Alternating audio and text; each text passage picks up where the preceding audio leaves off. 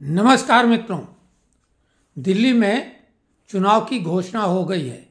5 फरवरी को विधानसभा की समस्त 70 सीटों पर मतदान होगा और 8 फरवरी को चुनाव परिणाम आ जाएगा। उसी प्रकार मिल्कीपुर, जिसका महत्व बहुत ज़्यादा है, किसी भी उपचुनाव पर मीडिया की नज़रें इस तरह से नहीं गड़ी हुई थीं। मिल्कीपुर चुनाव अपने आप में बहुत बड़ा चुनाव है। तो मिल्कीपुर विधानसभा का उपचुनाव भी 5 फरवरी को होगा और 8 फरवरी को परिणाम आ जाएगा।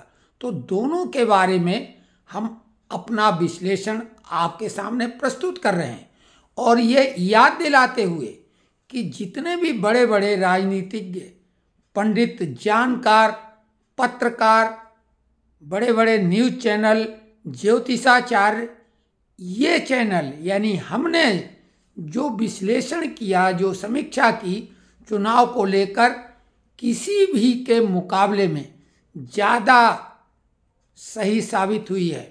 और ये दावे से फिर से कह रहे हैं कि जो पूर्ण समीक्षा करेंगे, कोशिश करेंगे वीडियो 10 मिनट से ज़्यादा ना हो, पूरा वीडियो देखें और इसको सेव करके रख लें।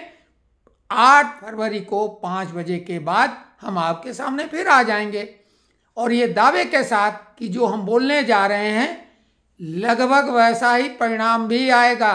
और वो कारण बता रहे हैं। केजरीवाल इतना चतुर व्यक्ति है कि उसकी चतुरता के बराबर का राजनीतिज्ञ अभी तक देश में नहीं आया था, क्योंकि वो एक अधिकारी रहा, इनकम टैक्स का हेरा फेरी का मास्टर रहा है और उसने अपनी पूरी क्षमता, अपनी पूरी अक्लमंदी घोटालों में लगा दी। खैर, वो एक अलग बात। अब हम चुनाव के विश्लेषण की बात कर रहे हैं। एक कहावत है कि ज़्यादा चतुर कौवा चोंच कहाँ मारता है। अब वो चीज़ का हम नाम नहीं लेंगे। तो अभी कैग की रिपोर्ट आ गई और कैग की रिपोर्ट आने के बाद चुनाव घोषित हो गया। कल संबित पात्रा ने बहुत लंबी प्रेस कॉन्फ्रेंस करके कैग की रिपोर्ट के आधार पर, जिसके आधार पर केजरीवाल जीत के आए थे शीला दीक्षित के खिलाफ जो कॉमनवेल्थ गेम हुए थे, और उसमें कैग रिपोर्ट के आधार पर शीला दीक्षित के खिलाफ बहुत गंभीर आरोप लगाए थे सबूतों के साथ, और बोला था हमारे पास तो ट्रक भर के सबूत हैं। खैर, वो तो सबूत नहीं आए, लेकिन ये कैग रिपोर्ट चुनाव के ठीक पहले आ गई। शीश महल वैसे भी बहुत चर्चा में था। तो हमने आपको पिछली बार बताया था कि लोकसभा चुनाव में जो खटाखट वायदा है 8,500 रुपये प्रति माह महिलाओं को देने का, ये भाजपा के समीकरण को बिगाड़ देगा और वैसा ही हुआ। हालांकि राम जी की कृपा से हमने बोला था चुनाव भाजपा जीत जाएगी, वो भी दक्षिण भारत की वजह से, क्योंकि राम जी ने दक्षिण भारत में ही विजय प्राप्त की थी। वैसा ही हुआ। विधानसभा के चुनाव में हमने हरियाणा के लिए बोला था और महाराष्ट्र के लिए बोला था कि हर हाल में भाजपा जीतेगी, क्योंकि भाई लाडली बहना वाली योजना खटाखट टाइप की, क्या वो सत्ता में थे और उन्होंने वो भुगतान भी कर दिया था। भाई महाराष्ट्र में उन्होंने भुगतान कर दिया और वो जीत गए। लेकिन हमने ये कहा था कि झारखंड में भाजपा को बहुत टफ फाइट जेएमएम देगी, क्योंकि उन्होंने उसी टाइप की योजना घोषित कर दी और एक किस्त का भुगतान भी कर दिया। और हमने ये भी कहा था केजरीवाल ऐसी योजना की घोषणा निश्चित कर देगा। उसने कर दी। बुजुर्गों के नाम जिसको जितना देने की बात हो सकती थी वो देने की बात कर दी नगद में। केजरीवाल इसके पहले बिजली पानी फ्री की देने की बात करता रहा है और काफ़ी हद तक किया, लेकिन नगद की बात कुछ अलग ही है। तो नगद देने का प्लान केजरीवाल ने 2100 रुपये की घोषणा कर दी। उधर पुजारियों, ग्रंथियों को भी वेतन देने की 18,000 प्रति माह की बात कर दी। लेकिन ये बातें इसलिए साबित हो रही कि पंजाब में भी 1,000 रुपये प्रति माह महिलाओं को देने की बात की थी 18 साल से अधिक उम्र वालों को, और वो अभी तक एक भी किस्त नहीं दे पाए। तो केजरीवाल की गारंटी और वायदों पर कोई यकीन नहीं रहा। जैसे कि लोकसभा में खटाखट की जो स्कीम थी उस पर यकीन खत्म हो गया और काट की हांडी दोबारा नहीं चढ़ती, ये हमने कहा था। और विधानसभा में उनका वो खटाखट वाला वादा फिर से राहुल गांधी ने महाराष्ट्र में किया था, लेकिन नहीं चला क्योंकि उन पर से भरोसा उठ गया था। वहां 2500 रुपए की घोषणा की थी, लेकिन वो वहां नहीं चली। अब बात आती है कि केजरीवाल ने संजीवनी योजना और ये बुजुर्गों का और पुजारियों का, ग्रंथियों का, महिलाओं को 2100, इस पे जनता का भरोसा केजरीवाल पे नहीं है। काउंटर में कांग्रेस ने 2500 रुपए की घोषणा कर दी। भाजपा भी कुछ न कुछ इस तरह की घोषणा जरूर करेगी। तो हमने ये कहा था कि ये तो काउंटर हो गया, केजरीवाल ने योजना को लाने में जल्दबाजी कर दी, हड़बड़ी में। और वो तो मास्टर अपने को समझता है, लेकिन ज्यादा चालाक है ना। अब बात उन्होंने आचार संहिता लगने के पहले की थी, तो सवाल ये उठाया गया कि सरकार आपकी है, आप पैसा दे क्यों नहीं देते हैं भाई, एक ही किस्त दो तब तो भरोसा किया जाए। दूसरी तरफ दिल्ली का बजट घाटे का हो गया, जो कभी आज तक नहीं हुआ था। 10,000 करोड़ रुपए इन्होंने उधारी मांगे, वो मिले भी नहीं, नहीं तो ये दे भी देते। तो कुल मिला के दूसरी तरफ जो इमाम वगैरह हैं वो अपनी तनख्वाह का आंदोलन कर रहे हैं कि 17 महीने से उन्हें मिली नहीं। हालांकि ये भी कहा जा रहा है कि ये केजरीवाल का दांव है कि मुस्लिम वोट तो उनके पक्के हैं, लेकिन वो पुजारियों ग्रंथियों को लालच दे रहे हैं। दूसरी तरफ इमाम को काउंटर करने के लिए उन्हें नहीं मिल रही है, तो ताकि हिंदुओं को अच्छा लगे, जबकि वो दांव उल्टा पड़ गया। तो खैर ये मामला है कुछ लेने देने का। केजरीवाल भरोसा खो चुके हैं, क्योंकि पंजाब पास में ही है और पंजाब में ये घोषणा अभी तक इम्प्लीमेंट नहीं हुई। दिल्ली में ही केवल कोरी घोषणा है, उसी तरह से जैसे कि कूड़े का पहाड़ खत्म करने की बात की थी चुनाव के पहले, वो नहीं हुआ। जो यमुना को इन्होंने स्वच्छ करने की बात की थी और तरह तरह की लुभावनी बातें की थी कि उसका जो है किनारे यमुना का ऐसा कर देंगे कि डेली शाम को अपने परिवार के साथ पिकनिक मनाने लायक हो जाएगा, ऐसा नहीं हुआ। 25 में चुनाव के पहले खुद डुबकी लगाने की बात कही थी, लेकिन बिल्कुल कोई फर्क नहीं पड़ा। दिल्ली को लंदन बनाने की बात की थी, वो तो बात की बात है। दिल्ली की सड़कों में जल भराव से कई लोगों की जान चली जाती है। कई जगह जो है वो बिजली फ्री तो ये देने की बात कर रहे हैं, लेकिन वो टैरिफ उसका जो बाकी जो लोग दे रहे हैं, जो फ्री वाले नहीं, उन पर उसका बोझा डाला जा रहा है। बिजली के जो तार खुले में पड़े उनसे कईयों की जान जा चुकी है। तो कुल मिला के केजरीवाल अपनी विश्वसनीयता खो चुके हैं। ये आए थे ढोल बाजा बजा के कि हम लोकपाल लाएंगे, लोकपाल सारी समस्या का हल होगा, भ्रष्टाचार जो है राजनीति में वो खत्म कर देगा, और हम ईमानदार हैं, आम आदमी जैसा सादा जीवन जिएंगे, हम ज़्यादा सुविधाएं नहीं लेंगे, नेता लोग बहुत लेते हैं।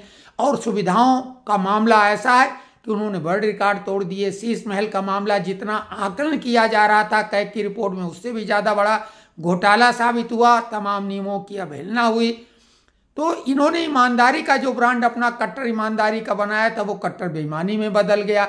इसके अलावा जो ये फ्री पानी की बात कर रहे हैं, तो टैंकर माफिया अभी भी रहा, फ्री पानी ये नहीं दे पाए, वहाँ पाइप अभी नहीं, हर घर में नल नहीं पहुँचा पाए।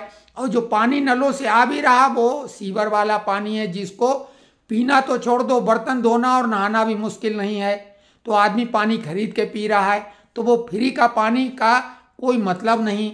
फ्री बिजली की बात है तो कईयों का बिल भी आ रहा है, उधर पानी का भी बिल आ रहा है, और वो बोझ बाकी लोगों पे डाला जा रहा है।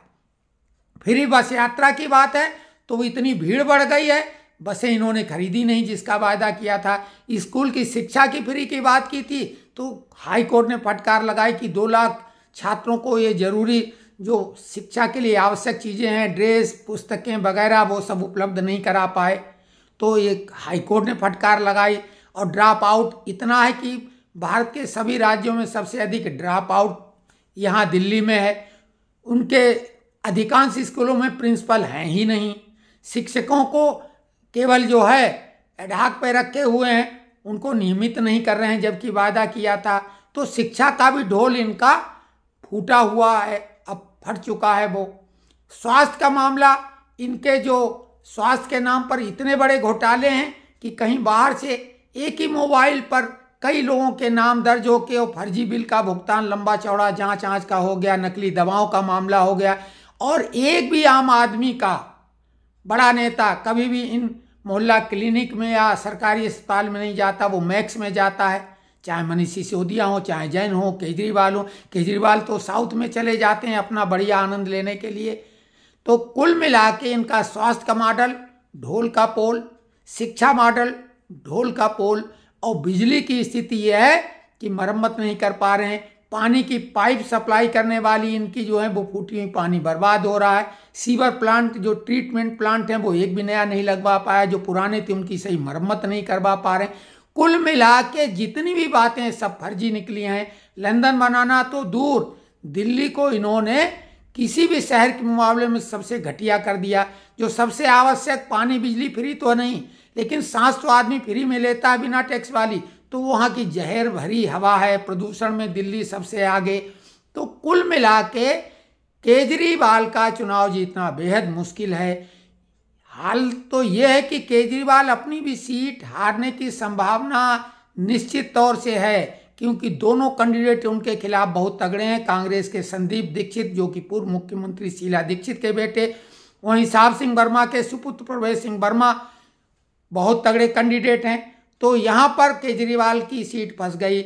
वर्तमान में जो कार्यवाहक उनकी तथाकथित अस्थायी सीएम हैं, उनकी भी कालकाजी में सीट फंस गई है, क्योंकि कांग्रेस ने वहाँ पे अलका लांबा को उतारा है। वहीं पर भाजपा ने रमेश भिदोड़ी को, जो बहुत तेज तर्रार हैं, वो अपनी ही पिच पर अलग ढंग की बैटिंग करते हैं, तो आतिशी की भी सीट फंसी हुई। उधर मनीष सिसोदिया जो पहले उप मुख्यमंत्री रहे, उनकी भी सीट फंस गई है, क्योंकि वहाँ पर कांग्रेस ने पूर्व मेयर फरहाद सूरी को चुनाव मैदान में उतार दिया। मुस्लिम वोट तो वही कहा जाएंगे, क्योंकि मजबूत कैंडिडेट हैं। और वो जंगपुरा सीट में साथ में इन्होंने सरदार को उतारा है, मरवाए। वो बहुत जबरदस्त कैंडिडेट, वहाँ सिख काफ़ी बड़ी मात्रा में, तो वो भी चुनाव फंसा हुआ है। वहाँ पे कांग्रेस और भाजपा का पलड़ा मनीष सिसोदिया से ज़्यादा भारी। मनीष सिसोदिया किसी कीमत पे नहीं जीत रहे हैं। तीनों सीटें इनकी बड़ी वाली फंसी हुई हैं। तो कुल मिला के दिल्ली के चुनाव में तो केजरीवाल गोविंदगान हो गए हैं। अब मिल्कीपुर चुनाव की बात करें तो सपा ने कांग्रेस की मुखालफत करके दिल्ली में अपने पैरों पे कुल्हाड़ी मारी है। मिल्कीपुर में कांग्रेस इसका बदला लेगी। 1-2% का भी फर्क मायने रखता है, और योगी पूरी ताकत लगा देंगे। और 7-2 से सपा को बुरी तरह से पटखनी देने के बाद उनका कॉन्फिडेंस हिला हुआ है। कांग्रेस ने घोषित अयोध्या के राजा अवधेश को हटा दिया पहली पंक्ति से, क्योंकि कांग्रेस प्रतिपक्ष की नेता है। राहुल ने उनको दूसरी लाइन में ढकेल दिया। अखिलेश इससे नाराज हैं, दिल्ली में वही कर रहे हैं, और इसका बदला कांग्रेस मिल्कीपुर में लेगी। तो मिल्कीपुर में भी भाजपा बहुत तगड़ी फाइट में निश्चित तौर से जीतेगी। तो दोनों जगह का ये चुनाव परिणाम आने वाला है। 8 फरवरी को मुलाकात होगी। वीडियो 10 मिनट से ज़्यादा लंबा हो गया है, तो बस आप लोग लिखिए कमेंट्स में ये विश्लेषण कैसा लगा।